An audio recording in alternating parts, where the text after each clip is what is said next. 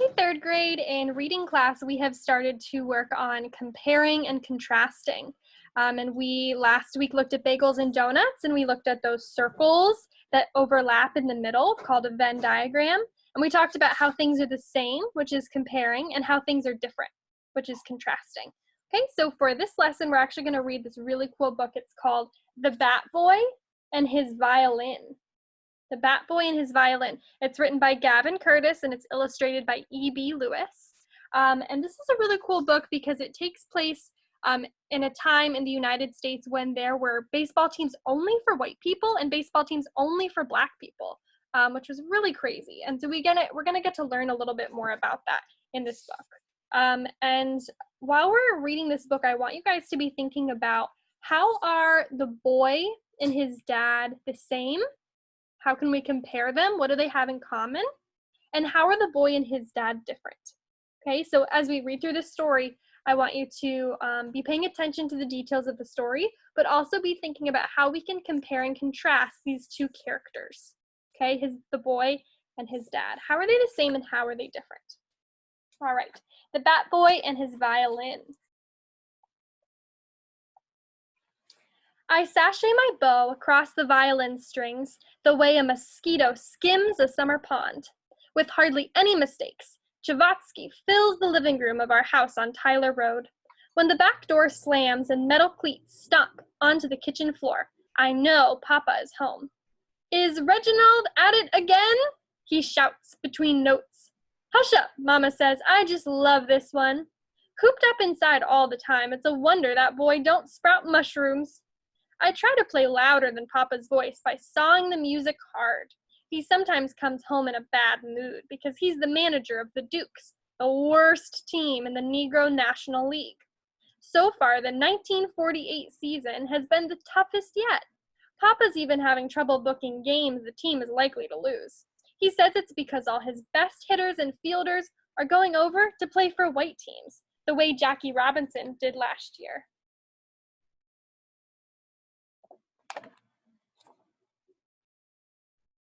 You know our baby wants to be in a famous orchestra someday, Mama says, following Papa into the living room. Well, right now, the Dukes could use a bat boy, and I think it'll do Reginald some good to get out of the house. We'll get him a uniform and everything. I stop playing. What about my practice, I ask. Don't you remember I have a recital next month in the basement at church? You can rehearse between innings. Tending to bats don't take up no whole lot of time. Papa pretends to swing one at an invisible pitch. Anyway, you do a good job, and I'll let you have your fiddle recital right here. I smile because our living room is bigger than the church basement. I prefer to call it a violin, I say. Papa doesn't hear. He's too busy admiring the trophy cabinet. Heck, Papa says this might even inspire you to become a ball player the way your old man was.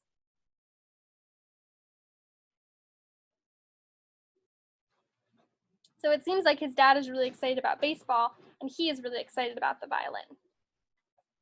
The next morning, I ride with Papa and the Dukes to Cleveland on the team's rickety old bus. We get to the field for our game against the Buckeyes, and the bleachers are already packed with their fans. They took the bus to the baseball game.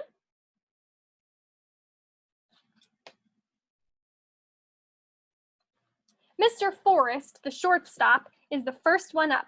I want to do a good job, so I bring him 6 bats to choose from. It's too many, and they roll out of my hands, and they make Mr. Forrest stumble like he's skating on ice. He lands flat on his backside, making the crowd howl like they've just seen a circus clown performance. One at a time, boy. Papa's face is all crinkled. Mr. Forrest gets up and misses the ball 3 times. Nobody else falls, but the next 2 outs come quickly. The Dukes take the field, and I notice some bats are scuffed from Mr. Forrest's cleats. I remember the polish I use on my violin, and I buff the bats clean with a towel until they shine.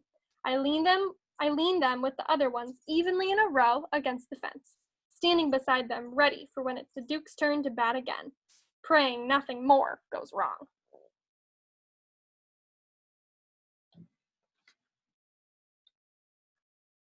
Starting to get the hang of it, ain't ya, Papa says. Yep, I say, rocking heel to toe and toe to heel. Mr. Mosley, the third baseman, tips his cap because I hand him a bat. When he swings at the pitch, the bat slips out of his hand and misses the umpire's head by no more than an inch. I'll pass out the bats, Papa says after the Empire has calmed down. Papa grumbles under his breath because the umpire makes him rub dirt on each bat. Can I help? I ask. Why don't you relax the spell on the bench? It'll give you a chance to fiddle. You mean violin? Just keep it low. Lord knows I don't need nothing making my headache worse. Papa takes his cap off and uses it to wipe the sweat from his face.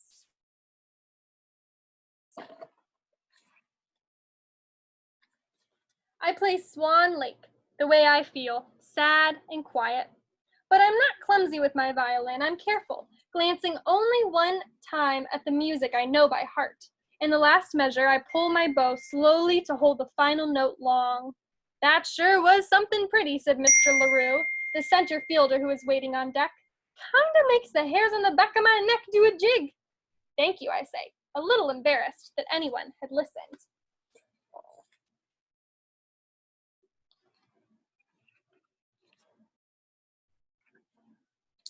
You're up, LaRue, Papa calls. His headache must have disappeared because a smile crosses his face. How about doing a jig with that bat and getting a hit? As Mr. LaRue steps up to the plate, I start to play again. He lets the first pitch go past him, but swings hard on the next. Run! Papa yells because Mr. LaRue sends the ball toward the outfield. Before he can reach first base, the ball leaves the park.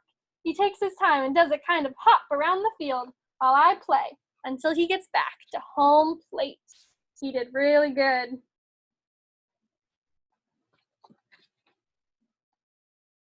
Mr. Irvin, the catcher, bats next, and I play Mozart. And the same thing happens again. It happens with the left fielder, the second baseman, and the third baseman, too. Now the team is playing really well. I'm bushed by the ninth inning, but the Dukes have beaten the Buckeyes 7-4. It's the first game they've won in months. Ain't this a talented boy, Papa says, and massages my arm instead of the pitcher's. I think his dad is proud of him. Each day I like being the bat boy more than the last.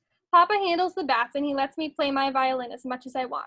Besides that, the Dukes have stopped losing. I haven't seen Papa this happy since he was a player. 3 weeks into our winning streak, Papa makes an important announcement. We got us a game with the Monarchs. I'm the only one not cheering, so I ask, are they any good? Any good, he says. Why, they're the best colored team there is. I thought we were, I say. If we beat them Monarchs, we will be. Folks are saying now that baseball's becoming integrated. The Negro Leagues won't be around forever. The season's coming to an end, and this might be the Duke's last chance to make a real mark, make a name for ourselves. Papa lifts me up onto his shoulder. Good thing we got us a gifted little bat boy.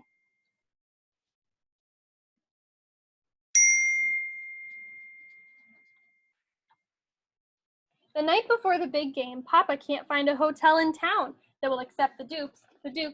We don't exactly cotton to colored sleeping in our beds, one white clerk says. Y'all gonna have to look somewhere else. Remember, this is 1948, and there are still a lot of racist people, sadly. Thank you kindly, just the same, Papa says, tipping his cap. I reckon our bus will do us fine. We park on a field outside the stadium, and Mr. LaRue grills catfish and corn on the cob. After dinner, fancying their chances of winning a pennant makes the team too jittery to sleep. So I play them a lullaby Mama sometimes hums to me before bed. Reginald, Papa says when the sound of snores joins the sound of crickets, you got a knack. That fool clerk should have heard your pretty fiddlin'. Violining, I tell Papa, before falling asleep on his belly. So they weren't allowed in the hotel, but it seems like they had a really nice time camping together, right? They had really good food and they had good music to listen to. The next day, the sun is high and little shade can be found once the game has gone into extra innings. I play my best, but nothing seems to work, at least not for the Dukes. I play Beethoven, and Mr. Forrest and Mr. Mosley both hit balls that seem to fly right back into the pitcher's glove. I play Mozart, and Mr. LaRue is tagged out at home.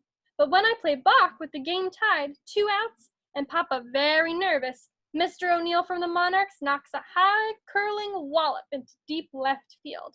I stop playing just in time to see the ball easily clear the fence. The Dukes lose 18-17. It was a close game.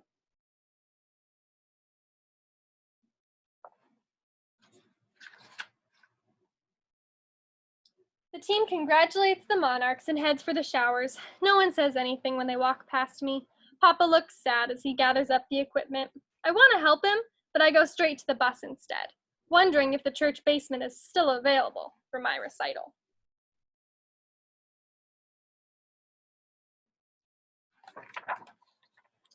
Son, Papa finally says on the quiet ride home, play something happy. He takes the violin down from the baggage rack and hands it to me. We could all use a little cheering up. I was afraid you wouldn't like my music anymore. I twist the pegs and make sure it's tuned. Of course I still like your music. Papa sits in the seat and puts me on his lap. It sure helped us get a lot further than I thought we could without our best players. Shoot, when I shut my big mouth and listened, I loved what I heard. I love you, though, most of all. Win or lose, Negro leaves or not, ain't no ball game ever gonna change that. I love you too, Papa. I hug him and then I play the minute waltz over and over again.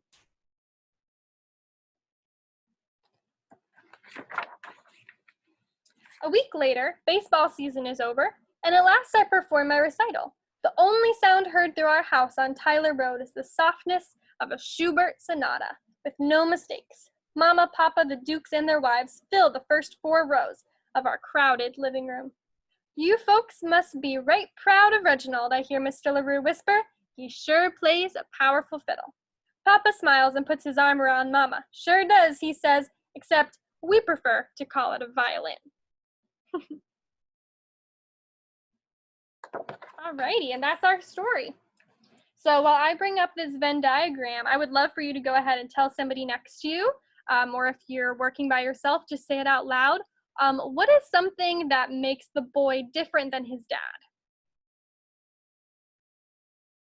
What is something that makes the boy different than his dad? I'm gonna share my screen. One thing that I put in my Venn diagram right here is that the boy plays the violin, right? His dad can't play the violin, but he can. So that's one thing that makes him different than his dad. Something that makes the dad different than the boy is that the dad manages a baseball team, right? The dad manages a baseball team. And one thing I noticed that they had in common that was the same is that they both want the team to win, right? They both want the team to win. Let's think of another example, and you can go ahead and tell somebody next to you. What's something else that makes the boy different from his dad? What's something that makes the boy different than his dad? You can tell someone next to you or say it out loud. One idea I came up with was that he would rather practice the violin than play baseball, right? He was more excited about playing the violin than he was about playing baseball. And how about the dad? The dad wants the boy to be a bat boy on his team, right? He's really excited about baseball, especially in the beginning of the story, right? He's more excited about baseball than he is about his son playing the violin, Reginald playing the violin, right? Let's think about something else that they have in common. They both want the team to win. Anything else that you notice, maybe something that both the boy and his dad feel, especially maybe at the end of the story when they're riding the bus together?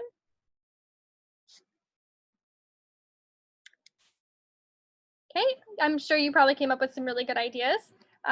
One thing that I thought of was they both love and support one another, right? They said that they love each other, and the boy works hard in this story to support his dad's baseball team and to be helpful, and the dad also supports his son playing the violin. He has him practice. He lets him have a recital in his living room, right? And at the end of the story, the dad calls it a violin instead of a fiddle, just kind of showing how he's supporting his son. Okay, so here is our Venn diagram with some details. This one just has 2 details in each part, which is okay. Sometimes 2 or 3 or 4 details, it depends. Sometimes you have more details on one side than the other, and that's okay. But one thing I want you to remember is that on this side and on this side, when we talk about the boy and the dad and how they're different, that is called contrasting. Okay, you can say that out loud, contrast. Contrast is how things are different. In the middle here where it says how they're the same, that's comparing. Comparing is saying how something is the same. I think I said this in the last video. An easy way to remember this is if you think compare a pair of shoes, right? Both of your shoes match, right? So when you're comparing something, you're saying how they match. How are they the same? Compare. All right, so I'm going to go ahead and end this lesson. Thank you guys for listening. You do not have to add any more details to the Venn diagram. It is all done. All you have to do is answer the question on this assignment saying that you did watch this video. Okay, and you're going to be reading chapter 3 in Frindle this week, which is exciting. Soon we will be practicing comparing and contrasting in the book of Frindle. All right, thanks guys.